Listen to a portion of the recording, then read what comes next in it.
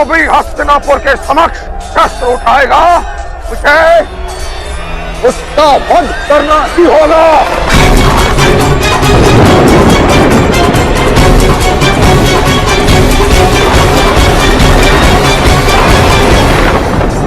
आप यथार्थ कह रहे हैं महामहिम।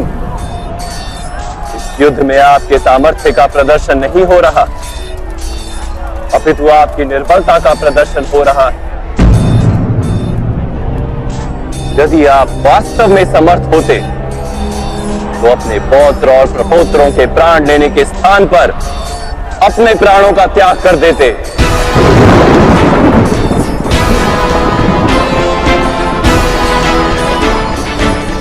मैं अपने धर्म से बंधा हूं वासुदेव। धर्म तो मुक्ति देता है, ये कैसा धर्म है जो आपको बांध रहा है? अवश्य ये कोई धर्म नहीं, कोई पाश है, कोई बेड़ी है। मेरे धर्म पर प्रश्न मत कीजिए वासुदेव। मैंने जीवन में एक क्षण के लिए भी अधर्म नहीं किया है। अपने पिता को दिए हुए वचन का निर्वाह करते हुए वही सब किया जो आवश्यक था। आप अपने व्यक्तिगत धर्म के लिए समग्र संसार को संकट में डाल रहे। इसे मैं चारित्र्य की शक्ति नहीं कहता।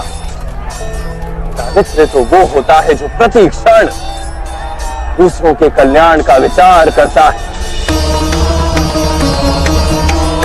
आपका चारित्र्य भी मिथ्या है और आपका धर्म भी मिथ्या है। आप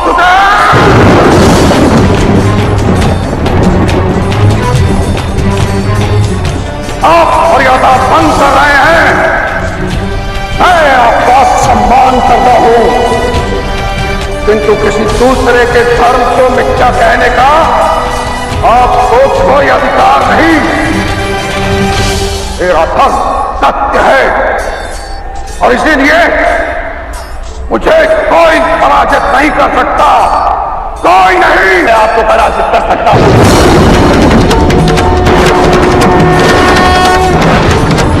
इसी क्षण आपको पराजित कर सकता हूं महामहिम भीष्म। मेरे क्रोध की अग्नि को बढ़ाने का कार्य मत कीजिए। कोई धातु नहीं जो अग्नि में तप कर पिघल ना जाए, और ऐसा कोई प्रण, कोई श्राप, कोई आशीर्वाद नहीं जिसे मैं मिथ्या न कर सकता। आप सृष्टि के सुख और नियति की योजनाओं में बाधा बनकर खड़े। अब यदि आपने शस्त्रों का त्याग नहीं किया तो मैं अवश्य आपका वध कर दूंगा।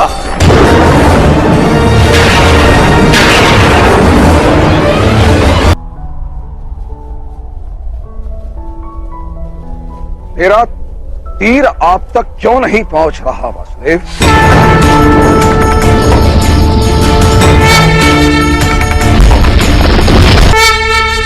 मुझे क्षमा कर दीजिए वासुदेव, मैं आपके वास्तविक रूप से अनभिज्ञ था। आप अवश्य मेरा वध कर सकते हैं, किंतु आप मेरा वध करने हेतु अपने प्रण को त्यागने के लिए सज्ज हुए हैं। अवश्य ही मेरा कोई महान दोष होगा। क्या दोष है मेरा वासुदेव, बताइए।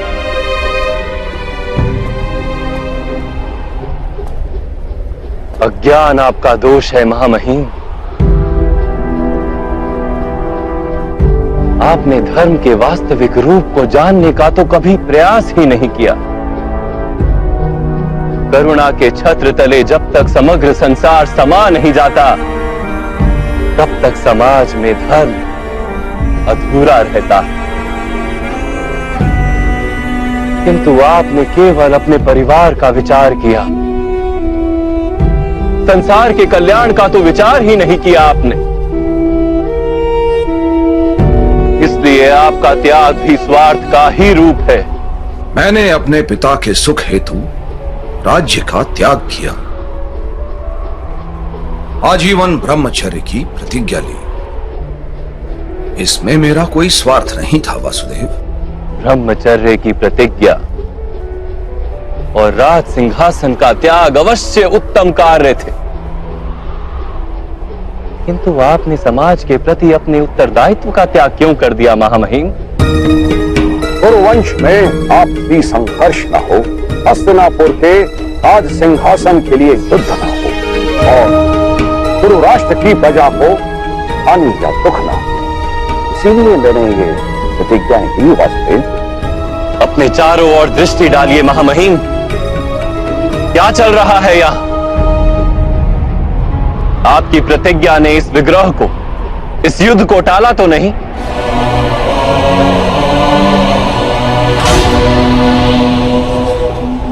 विचार कीजिए महामहिम, आपने अपनी प्रतिज्ञा को धर्म माना।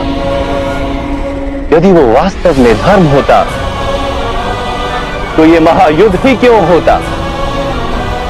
वास्तव में धर्म किसी मृत विचार का नाम नहीं, ना ही किसी परंपरा का नाम है। धर्म तो जीवन का नाम है और जीवन निरंतर बदलता रहता है। परिवर्तन ही जीवन का गुण है और परिवर्तन हेतु मनुष्य को कर्म करना पड़ता है, और आपने कर्म का ही त्याग कर दिया महामहिम। किंतु मैंने तो जीवन के प्रत्येक पल पर उचित कर्म किए हैं वासुदेव। नहीं महामहिम,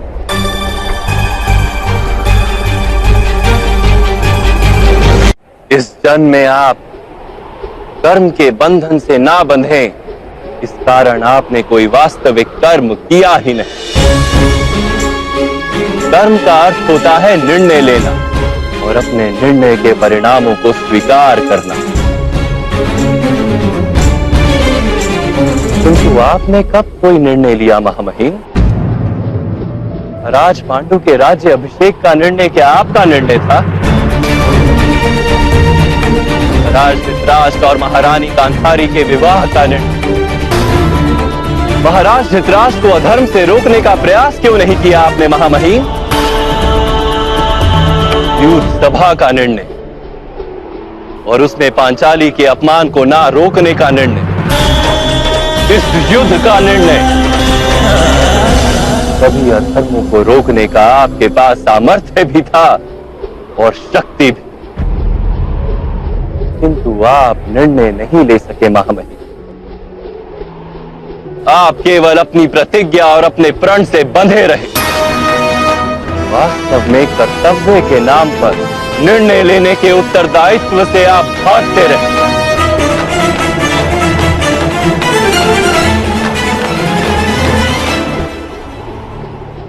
क्या निर्णय लेने से ही बंधन नहीं बनते वासुदेव?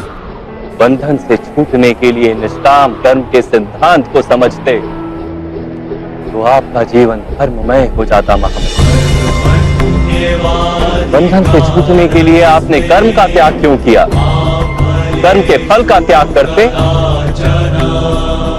किसी के आदेश को कर्तव्य मानने के स्थान पर अपने कर्म को कर्तव्य मानते तो भी बंधन से छूट जाते। बहुत समय पूर्व आपने प्रतिज्ञा ली, क्या उस समय आप सारा भविष्य जानते थे? परिस्थितियां बदल गई महामहिम, समय में परिवर्तन आ गया,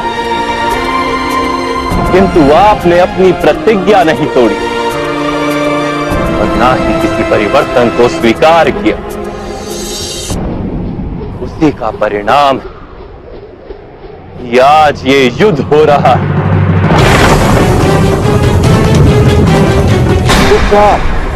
प्रतिज्ञा का कोई मूल नहीं। अवश्य जिस प्रतिज्ञा से सारे समाज को लाभ, उसका मूल्य अवश्य। किंतु जिस क्षण मनुष्य की प्रतिज्ञा, उसका निर्णय सारे समाज को हानि पहुंचाने लगे, उसी क्षण उस प्रतिज्ञा को तोड़ना अनिवार्य हो जाता है महामहिम।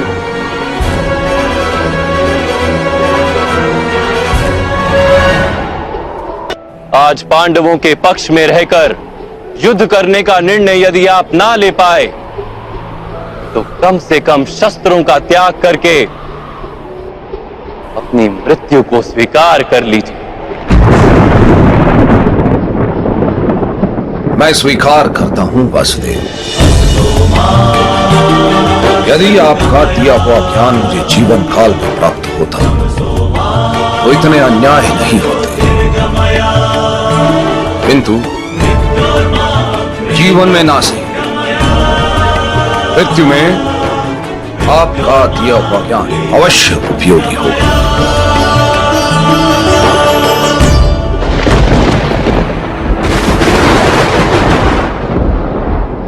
आपके द्वारा मृत्यु तो मेरा परम सौभाग्य होगा। मेरा अंत कर दीजिए, मैं सज्ज हूं।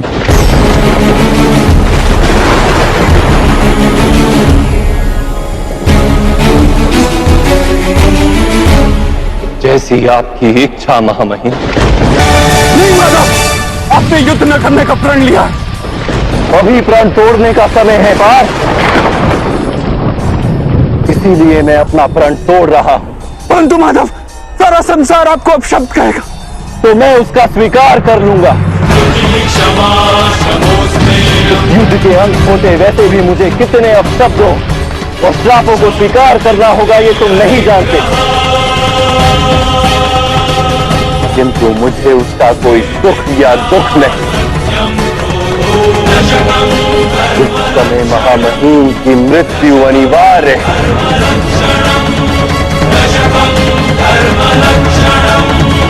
नहीं माधव, मुझे एक अवसर दीजिए। मैं अपने सारे मोह का त्याग करके किसी भी स्थिति में पितामह को परास्त करूंगा।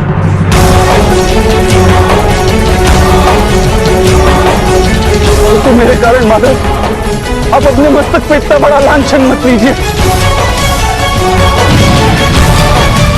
यदि मेरे कारण ऐसा हो तो उसी क्षण मेरी देह से मेरे प्राण निकल जाएंगे। माधव, मुझे एक अवसर दीजिए, मेरी विनती स्वीकार कीजिए।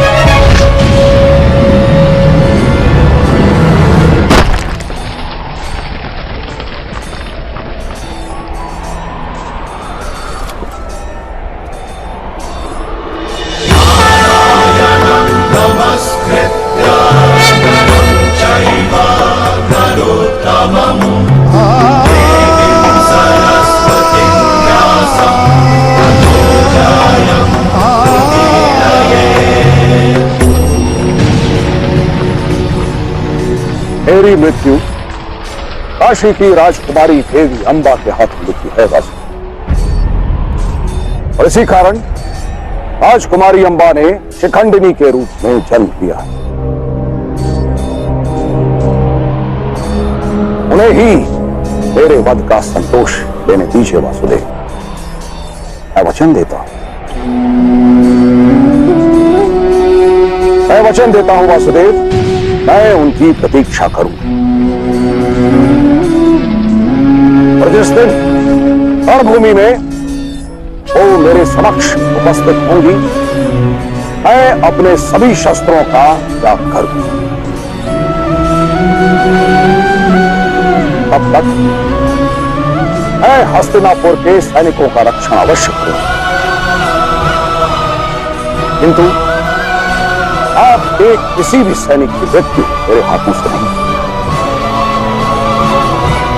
ये ना मेरा कर्तव्य है और ना ही किसी का आदेश। ये मेरा निर्णय है।